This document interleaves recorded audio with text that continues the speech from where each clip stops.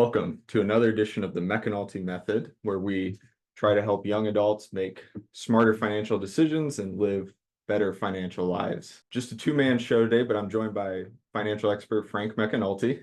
Hi, Colin. How are you? I'm good. Good to have you still here, because we have a very important financial topic today, and something that everybody's heard of, but maybe doesn't know as much about, or is maybe a little more uncomfortable with, and that is emergency funds. So why don't we start with just the basics? What is an emergency fund? Well, you're always hearing statistics bandied about that, so many people are one paycheck away from not being able to pay their bills, or they can't afford a $600 expense that crops up, or an $800 expense, or $400 expense, whatever the number is. Basically, it's exactly what emergency fund. It's if something happens, and the most normal thing in America is if your car breaks and they're not cheap to fix anymore and you need $2,000 to fix it, do you have $2,000? Right. And so, but it goes beyond that also. What if you lost your job? No fault of your own. Your employer went out of business. Who knows? How long could you survive without getting a paycheck? And you say, oh, it's never going to happen, this, that, and the other thing. It's just, once again, it's back to being comfortable. Can you feel relaxed that if something happened, you can handle it? No, and I mean, that's it. The reality is it happens, right? Like there's always, you never expect it, but there's always some unexpected cost. And even beyond cars, nothing's cheap anymore. But building off of that, I think you talked a little bit about why it's important to have one. And still a large majority of, especially the audience we're talking to, young 20s and teenagers, don't have an emergency fund or have a very small emergency fund. So what would you say is the, I guess, general rule? How much should you have in an emergency fund? Well, they always talk about getting towards 6 months worth of basic living expenses. That's not 6 months of salary. Because hopefully you're not spending 100% of what you make. But mortgage, rent, food, and so it'll depend on every other person, Right. This person, that person, different. If you're spending $20,000 a month, then maybe you need $120,000. If you're spending $3,000 a month, well, that person's probably living a lot tighter on their budget. So once again, the recommendation is 6 months. That's a lot of money. $18,000 to build up is a lot of money. It's more, okay, let's sit back and go, okay, if I lost my job tomorrow through not medical issues, how long could I could go out and get a job at McDonald's or something just to pick up interim time. But how much money would I feel comfortable with having in the bank if something went wrong? And it's probably, for most people, would be at least $5,000-6,000 just to give them that comfort zone.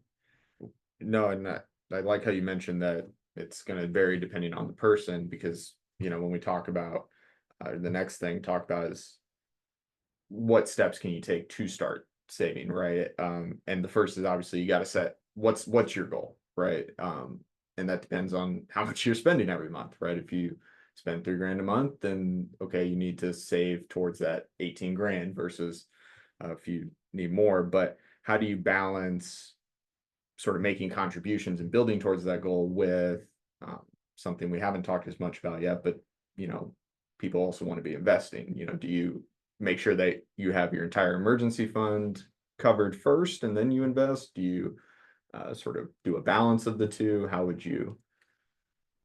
Well, there's a certain part of it should be cash or cash accessible For the emergency for fund, the emergency fund. absolutely. Yeah. But most of it can be an investment. Hmm. You don't have to have, $18,000 in cash in your bedside stand. That's a really bad idea. The same reason you don't have to have $18,000 in cash sitting in Yeah. bank account just because. Mhm. You can have, you know, $2,000-3,000 in a savings account, Mhm. invest the rest, let it grow with the market. Now I know that, the economy goes down, the stock market goes down, your investments go down, and then you lose your job. It can happen. But you plan for the best, prepare for the worst, but you can't live in that fear. Otherwise, you never do anything because, well, what if I get a horrible disease and I can never work again? Well, then you should never spend money now. What, right. Well, actually, with that fear, we have a question of the episode from somebody with some fear. So they say, this is Peyton. I'm 29 years old with no debt, and they make 85,000 a year. My expenses average around $2,000 a month. I currently have $30,000 in an emergency fund. Ideally, I know that 6 months of expenses is the general rule, but I tend to get paranoid and want to know if I'm overreacting. Should I split my emergency fund in half and invest the other 15? Well, first I can say Peyton's either still living at home or he's not living in Southern California. They only have $2,000 a month in expenses. So he should be able to save a lot of money in that case. But no, there's no reason for him to have $30,000 Right. sitting in the account as emergency fund, because technically that's Over a 15 year. months worth of emergency fund. Yeah. So no, have a couple $1,000 Mhm. sitting in the account. He's making a good salary. He's obviously can save more money every month. Right. I don't think for somebody like Peyton, an emergency, now, yes, you have to have savings, you have to have money to pay, but the $2,000 car repair or the something else that happens that costs a few $1,000s out of the blue is not going to be an issue for him. He has the money coming in. Right. So yes, he's being way overly cautious. He is being paranoid, Mhm. and he'll probably, by the time at the rate he's going, he'll probably have, $1 million in his bank by the time he's 40.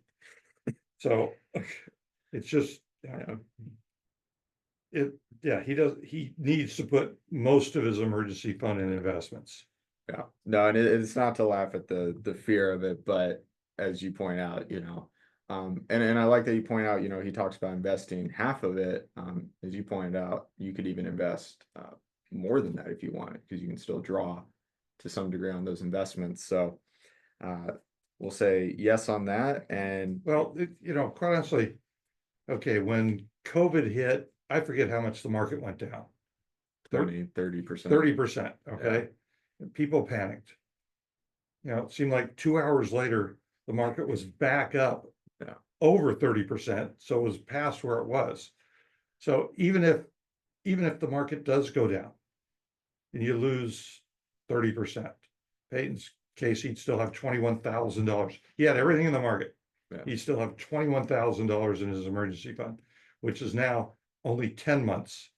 I think he's fine. Yes, he needs to be a little more aggressive in trying to earn, because as we've talked about numerous times in the past, when you're young, that compound interest really, really, really works in your favor. You want use time to your advantage. Yep. So no, I think this was really good information on emergency fund, and hopefully provided some light on it, how to go about building one. And so I know that's hopefully helped a few people out there. So Frank, thank you for providing that. And next time we're actually going to be talking about a little bit different than saving, but how to buy your first car. And I know we have some strong thoughts on that one. So something they'll definitely want to stay tuned for on the next episode.